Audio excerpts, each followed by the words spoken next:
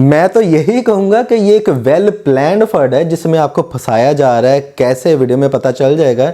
एक और fund market में आ रहा है यूएसडी के रिलेटेड, अमेरिका की तरफ से वो होगा, वो भी मैं वीडियो में एक्सप्लेन करने वाला हूँ, एडवांस में आपको बताने वाला हूँ।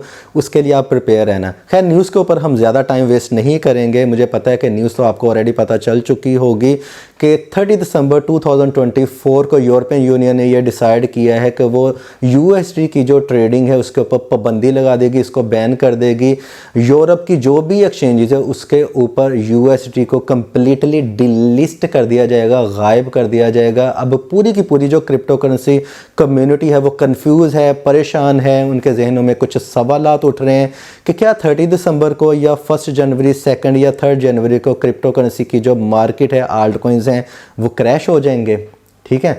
सेकंड पे जो सवाल उठ रहा है वो ये है कि क्या यूएसडी की वैल्यू डीपैग हो जाएगी। आपको भी पता है कि ये दुनिया का नंबर 1 पे स्टेबल कॉइन है। स्टेबल कॉइन का मतलब ये होता है कि इसकी वैल्यू हमेशा $1 ही रहती है।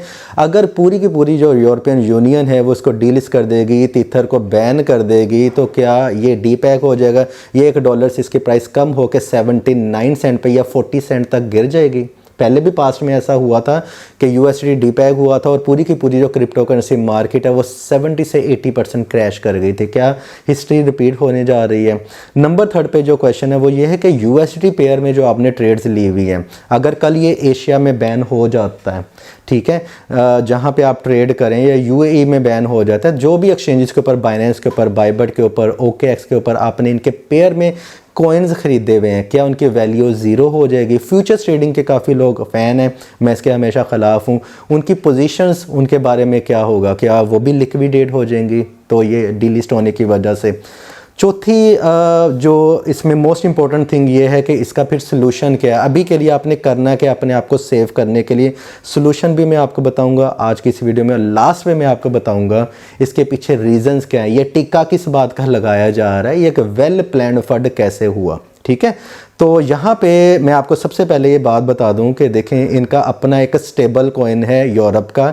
इन्होंने 1 साल पहले इसको लॉन्च कर दिया था, इसके ऊपर मैंने वीडियो भी बनाई थी। उसका नाम है RLUSD। अब यूरोप ये चाहता है कि टीथर को ज़रा साइड पे कर दिया जाए, ठीक है, और उसकी जगह पे RLUSD में ट्रेड की जाए, राइट। अब यहाँ पे इन्होंने इल्ज़ामात क्या लगाए हैं यूएसडी के ऊपर कि इनका ऑडिट प्रैक्टिस गलत है, ऑडिट नहीं हो पा रहा है। हालांकि 2018 के बाद जितने भी यूएसडी के फंड आए, इन्होंने प्रॉपर ऑडिट किया है यूएसडी वालों ने। अब तकलीफ़ क्या है यूरोप वालों को और या यूएसए वालों को क्या तकलीफ़ है, वो भी मैं आपको बताने वाला हूँ। लिक्विडिटी की इश्यूज़ के रिलेटेड भी कुछ कंसर्न्स रखती है यूरोपियन यूनियन टीथर को लेके। इसके अलावा कॉइन्स जो मिंट किए जा रहे हैं कि 1 billion coin, 50 million coin mint हो गए, क्या इसके पीछे बैकअप में उतने रियल डॉलर पड़े हुए हैं कि नहीं पड़े हुए हैं? ये कुछ क्वेश्चंस थे जिनके कह रहे हैं कि जी इनके सवालात के जवाब जो हैं वो टीथर की जो कंपनी है वो नहीं दे पाई है, इस वजह से हम इसको डिलिस्ट कर रहे हैं। तो ये इसके पीछे रीज़न है। अब यहाँ पे जो एक अनदर फंड है जिसके ऊपर मैं आपको बात बताने वाला हूँ, बाकी जो मार्केट क्रैश के हवाले से बाद में बात करते हैं। मैं आपको बता देना चाहता हूँ कि कॉइनबेस ने भी इसको डिलिस्ट किया था टीथर को। अब अमेरिका ये चाहता है कि उनका अपना एक स्टेबल कॉइन हो, उसका नाम है USDC। हाँ, उसमें ट्रांजेक्शन कॉस्ट ज़रा ज़्यादा लगती है। अमेरिका ये चाहता है कि वो USDC में अपने सिटीजन्स को ट्रेडिंग करवाए। अब इनको क्या तकलीफ़ हुई है? टीथर के साथ क्या मामला था? हालांकि टीथर तो मार्केट कैप में नंबर 1 पे रैंक कर रहे हैं, वो भी आपको पता चलेगी इस वीडियो में, रीजंस मैं आपको बताऊंगा। ठीक है, ये भी कुछ दिनों तक आपको ये न्यूज़ मिल जाएगी, उसमें भी आपको टेंशन लेने की बिल्कुल भी ज़रूरत नहीं है। आपने अभी जो है वो इसके ऊपर काम करना स्टार्ट कर देना, बल्कि आपने इसको एक अपॉर्चुनिटी की तरह लेनी है ताकि आप इसमें भी प्रॉफिट कमा सकें। ओके, क्या मार्केट क्रैश हो जाएगी? मेरे ख्याल में तो मार्केट को शायद अभी इतना ज़्यादा ख़तरा नहीं है इस न्यूज़ की वजह से। हो जाए तो कुछ कह नहीं सकते। अगर मैं परसेंटेज में बात करूं तो 60% में आपको यही कहूँगा कि शायद मार्केट क्रैश ना हो इस फंड की वजह से।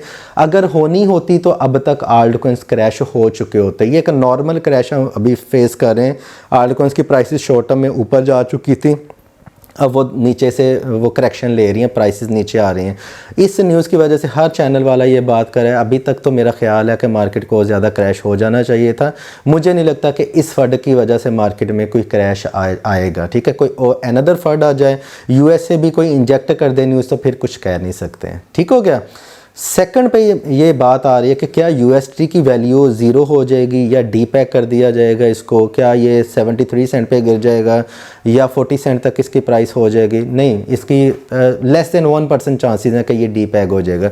ये इसके डीपैक के रिलेटेड ये न्यूज़ है ही नहीं है, सही है। तो इसलिए आपको ये टेंशन लेने की ज़रूरत नहीं है कि यूएसडी अभी फ़िलहाल के डीपैक होगा, इसमें नहीं कुछ नहीं। क्योंकि जो तीथर ये कहता है कि जितने भी यूएसडी मार्केट में इस टाइम पे सर्कुलेट हो रहे हैं उसके पीछे रियल डॉलर पड़ा हुआ है। अगर यहाँ पे सेलिंग होनी हो भी रही होगी यूरोपियन यूनियन में, तो जितने वो यूएसडी कन्वर्ट कर रहे हैं RLUSD में या अदर स्टेबल कॉइन्स में, अब तक तो इसको डीपैक होना चाहिए था। अगर डीपैक हो जाता तो फिर ये तो दुनिया के सामने बात साबित हो जाती कि हाँ भाई ये इनके पास इतने पीछे फंड नहीं है इसलिए डीपैक होगा।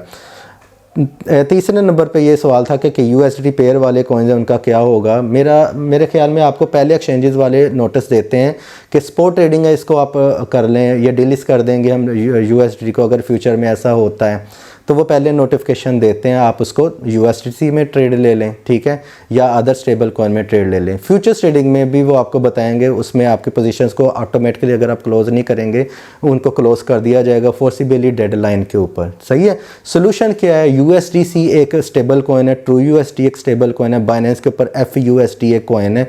आप अभी से अपने सारे जो USD कॉइन है उसको USDC में ले आएँ। एशिया में तो कोई मसला नहीं है, यूरोपियन यूनियन में मसला है, अमेरिका में मसला है, अदर कॉन्टिनेंट में कोई मसला नहीं है। तो अभी के लिए आप तीथर में ट्रेड कर सकते हैं। हाँ, जो भी आप रिजर्व रख रहे हैं बैकएंड में पैसा या कैश रख रहे हैं उसको आप USDC में, FDUSD में भी ज़्यादा ना रखना, ये भी रेगुलेट नहीं है, ठीक है। या फिर ट्रू USD में अदर स्टेबल कॉइन में रख सकते हैं, कोई मसले वाली बात नहीं है। रीज़न ये है कि यूरोप ये चाहता है इनके सारे के सारे पैसे को ट्रैक किया जाए। USD पूरी दुनिया में पता नहीं किसके पास कितना पड़ा हुआ है।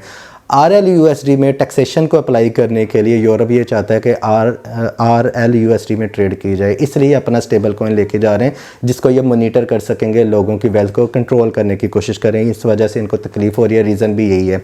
अमेरिका भी यही चाहता है कि USD को हटा के USDC को लेके आया जाए ताकि पता चल सके कितने लोगों के पास कितने USDC हैं। ये सारा मार्केट में फंडा चल रहा था जो कि मैंने आपको खोल के बता दिया, टू दी पॉइंट मैंने बात की है। कोई भी इसमें ऐसी टेंशन वाली फ़िलहाल के लिए बात नहीं है। हाँ, अगर मार्केट क्रैश होती है तो हमारे पास स्पेयर USDC हर सिचुएशन में होने चाहिए, चाहे मार्केट बुलिश है चाहे मार्केट बेरिश है, ठीक हो गया। तो अगर आपको लगता है कि आपको 1% भी नॉलेज मिला है तो वीडियो को लाइक एंड शेयर करना मत भूलिएगा। अगर आपको रिलीफ भी मिला है तो वीडियो को लाइक ज़रूर कर दिया करें, चैनल को सब्सक्राइब कर दें और कमेंट में अपना जो है वो लाजमी अपनी राय पेश किया करें। किसी को इनके रिलेटेड कोई भी सवाल है कमेंट कर दिया करें। अपना ख्याल रखिएगा। Happy trading, take care, bye bye.